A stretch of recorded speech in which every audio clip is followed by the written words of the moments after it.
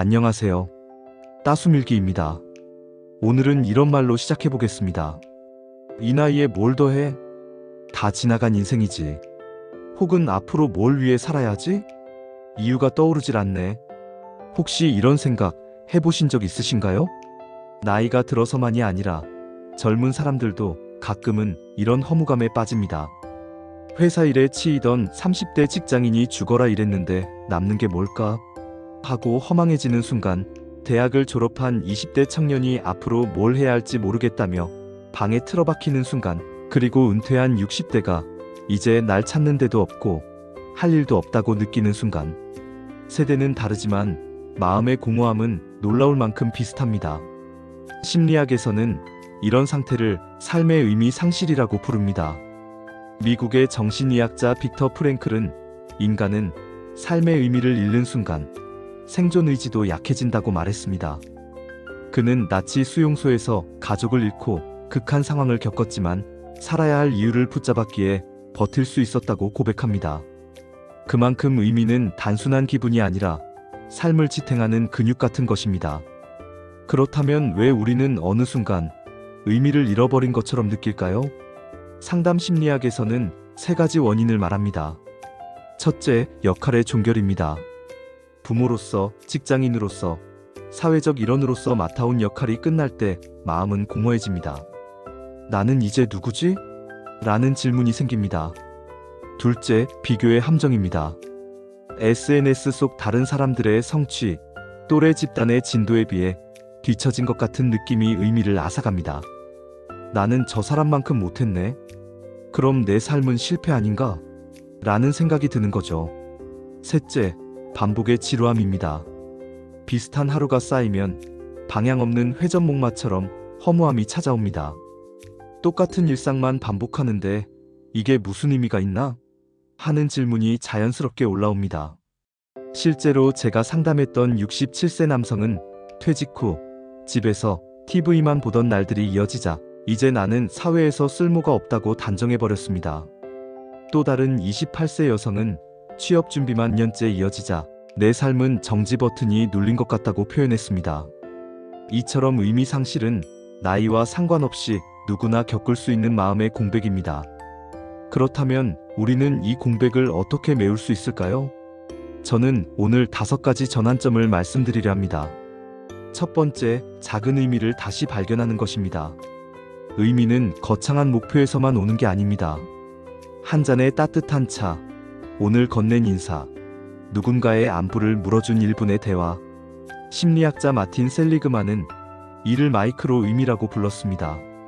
작은 의미가 쌓여 큰 의미가 만들어집니다. 오늘 하루를 버틴 게 아니라 오늘 하루를 지었다고 생각해 보세요. 두 번째, 내가 가진 경험을 전달로 바꾸는 것입니다. 젊은 세대에게 조언을 해주거나, 후배에게 실패담을 들려주거나, 가족에게 삶의 지혜를 나누는 순간 내 경험은 흔적이 됩니다. 삶의 의미는 나 혼자 겪은 일이 아니라 다른 사람에게 전해진 일일 때 커집니다. 세 번째, 가치 중심의 선택을 해보는 것입니다. 심리치료에서는 가치 카드를 활용해 자신에게 중요한 가치를 고르게 합니다. 건강, 관계, 성실, 자유, 배움, 봉사. 이 중 무엇이 나에게 가장 중요한지 정리하면 방향이 또렷해집니다. 삶의 의미는 정답이 아니라 내가 선택한 가치와 연결될 때 강해집니다. 네 번째, 의미 있는 불편함을 택하는 것입니다. 편안함만 찾으면 허무가 커지고 작은 불편 속에서 의미가 자랍니다. 예를 들어 동네 도서관 자원봉사, 손주등학교 돕기, 작은 텃밭 가꾸기. 내 몸은 조금 힘들어도 마음은 내가 여전히 누군가에게 쓰이고 있다는 충만감으로 가득 찹니다. 다섯 번째, 새로운 질문을 던지는 것입니다. 이 나이에 뭘 더 해? 라는 질문은 나를 닫습니다. 하지만 이 나이에 내가 아직 할 수 있는 게 뭐지? 라고 물으면 문이 열립니다. 질문 하나가 삶의 방향을 완전히 바꿉니다. 인지행동 치료에서는 이를 인지적 재구조화라고 부릅니다. 이는 질문의 틀을 바꾸는 훈련입니다. 인지적 재구조화는 부적응적이고 왜곡된 사고 패턴을 더 적응적이고 현실적인 사고로 바꾸려는 적극적인 시도이며, 주로 인지행동 치료의 핵심 기법으로 활용됩니다.